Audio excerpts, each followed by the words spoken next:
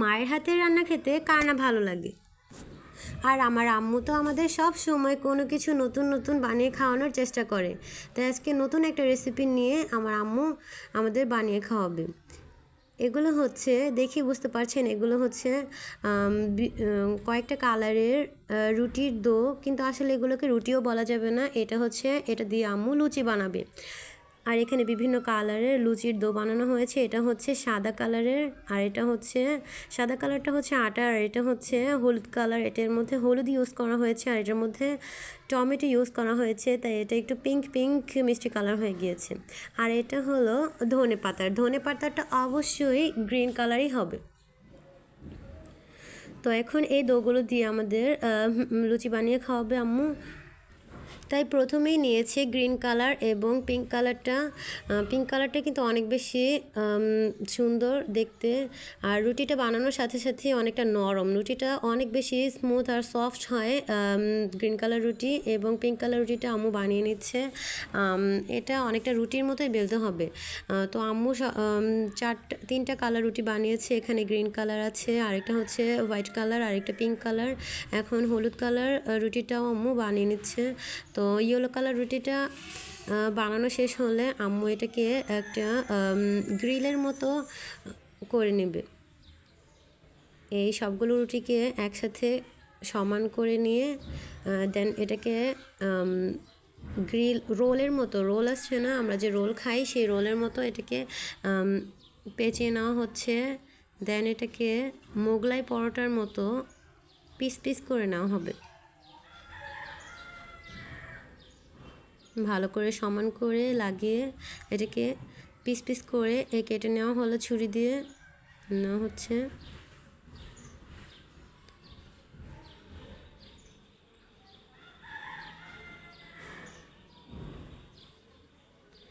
এই piece piece করে কেটে নেওয়া।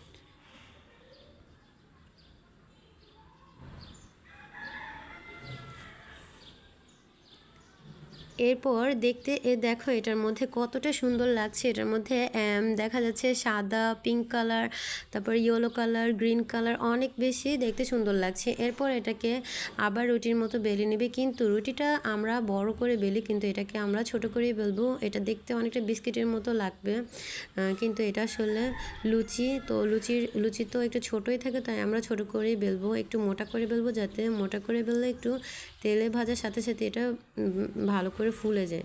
বেশি পাতলা করলে কিন্তু ফুলতে চায় না, তাই আমরা একটু মোটা করেই বেলে নেব। এরপর আমরা গ্রিন কালার রুটিটাকে এভাবে পেঁচিয়ে রোলের মতো বানিয়ে কেটে নিব। এটা কিন্তু অনেকটা মোগলাই পরোটার মতো লাগে ভিতরটা, দেখতে অনেক বেশি সুন্দর লাগে। দেখো ভিতরটা অনেক বেশি সুন্দর লাগছে দেখতে। মতো বেলে নিব।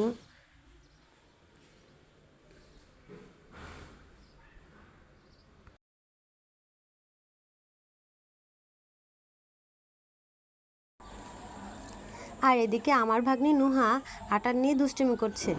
মানে ও আটা রুটি বানালে ওকে সব সময় আটা দিতেই হবে, ও এরকমই করবে, ক্লের মতো এরকম করবে হাতে নিয়ে মানে দুষ্টুমিও করবে।